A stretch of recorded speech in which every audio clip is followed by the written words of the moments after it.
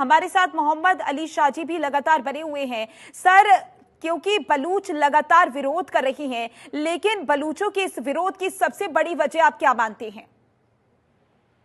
जी, सबसे बड़ी इनकी एक, बल्कि आप बहुत लिबरेशन आर्मी है, ये चीन को खास तौर पे हमेशा टारगेट करती है। बल्कि मार्च के महीने में भी एक सुसाइड बॉम्बर ने 5 चीनी इंजीनियर को हाइड्रो पावर प्रोजेक्ट में नॉर्दर्न पाकिस्तान में इन पे अटैक किया था। तो जो अथॉरिटीज है उन्होंने अरेस्ट किया वहां के उग्रवादियों को, और जो कि एसोसिएटेड थे पाकिस्तानी तालिबान के साथ, और जो कि उन्होंने फिर बाद में डिनाई भी किया कि नहीं, हम इस अटैक में नहीं थे शामिल, लेकिन बात उनपे उंगलियां उठी थी। फिर बीएलए जो है वो इंडिपेंडेंस प्रोविंस चाहता है बलूचिस्तान के लिए अलग से, वो के पाकिस्तान के साउथ वेस्ट में, और वो बॉर्डरिंग है अफगानिस्तान और ईरान के। अगस्त के महीने में भी इन्होंने कोऑर्डिनेटेड अटैक लॉन्च किया था जिसमें 70 लोग मारे गए थे। तो जाहिर सी बात है ये कि जो एक ग्वादर पोर्ट है या अरेबियन सी के उस तरफ को, ये बीजिंग को, मैं जो चीन को हमेशा उन पे उंगलियां उठाता है कि इन्होंने इस्लामाबाद को एक्सप्लॉइट करने के लिए इन्होंने हमसे चीन को जिम्मेदार ठहराता है ये। तो इनकी जो शिकायत हमेशा से आप देखेंगे बीएलए का चीन के पास रहती है इनकी शिकायत, और ये बल्कि अभी अगले हफ्ते एक हाई लेवल चाइनीज रिप्रेजेंटेशन, जो कि पहली मर्तबा एक इंडियन फॉरेन मिनिस्टर वहां पर जाने वाले हैं, 10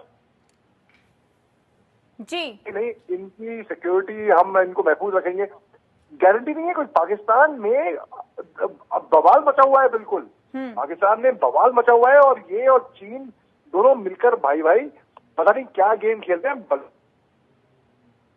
बिल्कुल मोहम्मद अली शाह जी, मेरा आपसे सवाल है, क्योंकि देखिए ये हमले जो हो रही है कहीं ना कहीं पाकिस्तान की जो अर्थव्यवस्था है वो डूबती हुई नजर आ रही है। इसमें काफी नुकसान भी पाकिस्तान का हो रहा है। ऑलरेडी पाकिस्तान की जो हालत है वो खस्ता है, और इस हमले की वजह से और ज्यादा नुकसान बढ़ता जा रहा है पाकिस्तान का। पाकिस्तान क्या किसी भी वजह से इस हमलों को रोक सकता है? इस स्थिति को कैसे कंट्रोल कर सकता है? क्या कोई भी उसके पास तरीका मौजूद है जिस पर वो एक्शन ले सकता है और बीएलए के जो हमले हैं उनको रोका जा सके? बड़ा अच्छा सवाल किया है आपने माधुरी जी। देखिए, जो दूसरों के लिए गड्ढा खोदता है ना, वो उस गड्ढे में खुद ही गिर जाता है जी। और जो सांप पालता है ये सोच के कि भाई ये सांप हमें नहीं धसेगा, ये सांप हमारे पड़ोसी को धसेगा, वो सांप घूम फिर के उनको ही धसता है। ये हिलरी क्लिंटन ने भी उनके पार्लियामेंट में खड़े होकर कहा था। पाकिस्तान ने अक्सर आतंकवाद, उग्रवाद को बढ़ावा दिया है। उनके मिनिस्टर ने खड़े होकर पाकिस्तान के पार्लियामेंट में कहा था। अभी हाल ही में क्या जरूरत थी हमको मुजाहिद पैदा करने की?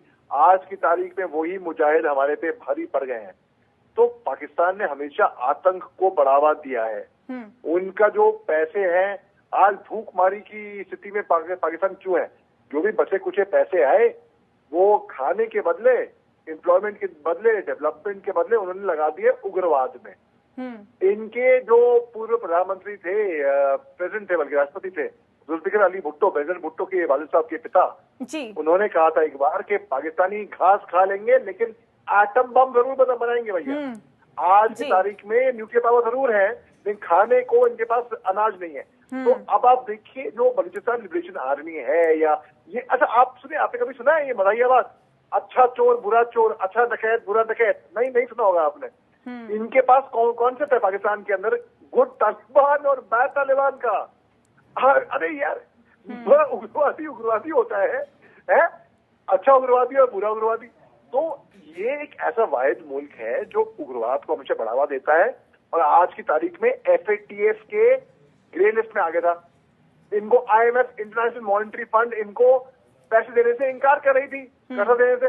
भिखारी का कटोरा लेकर शहबाज शरीफ साहब जाते हैं चीन, 5 दिन का दौरा करके, मुंह पे झापड़ पड़ता है शी जिनपिंग से, भग यार आ जाते हैं भाई कहाँ से भिखारी का कटोरा लेकर। तो बेसिकली इनको कोई आज की तारीख में पूछता नहीं है।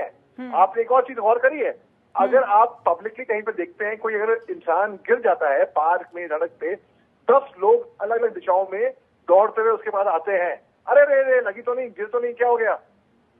श्रीलंका में जब नौबत आई थी तो पूरी दुनिया खड़ी हुई थी, मगर जब पाकिस्तान में नौबत आई तो सबसे पहले तो पीठ दिखा के मुकरने वाला उनका एक दोस्त था, उनका मित्र था चीन। जी। जो अरब मुल्क है, यूएई कहते हैं, दुबई इनकी बड़ी अच्छी दोस्त है, ठीक है, कहाँ है वो, इनके मित्र कहाँ है, क्यों सबने पीठ मोड़ ली। ये सोचने वाली बात है, या तो वो पागल है या तो कुछ पाकिस्तान में कुछ बीमारी है, उनकी हवा पानी में कुछ बीमारी है। तो पाकिस्तान को ये खुद सोचना होगा इंट्रोस्पेक्ट करके कि उनके यहाँ पे गड़बड़ कहाँ पे हो रही है। अभी 2-1 साल पहले जब वहां पे बाढ़ आई थी, हजारों लोग मारे गए थे, हमारे प्रधानमंत्री साहब नरेंद्र मोदी साहब ने बस ट्वीट किया था ये बोल के कि हमको अफसोस है पाकिस्तान में जो हुआ। बिल्कुल सर, शायद उस समय पर जो बात कही गई थी कि परमाणु बम जरूर बनाएंगे, घास खा लेंगे लेकिन परमाणु बम जरूर बनेंगे, और वो बात सच भी साबित होती हुई नजर आ रही है। परमाणु बम तो है पाकिस्तान के पास, लेकिन अभी खाने के लाले पड़ गए हैं पाकिस्तान के पास। बहुत बहुत शुक्रिया आप दोनों का हमारे साथ जुड़ने के लिए इस चर्चा में।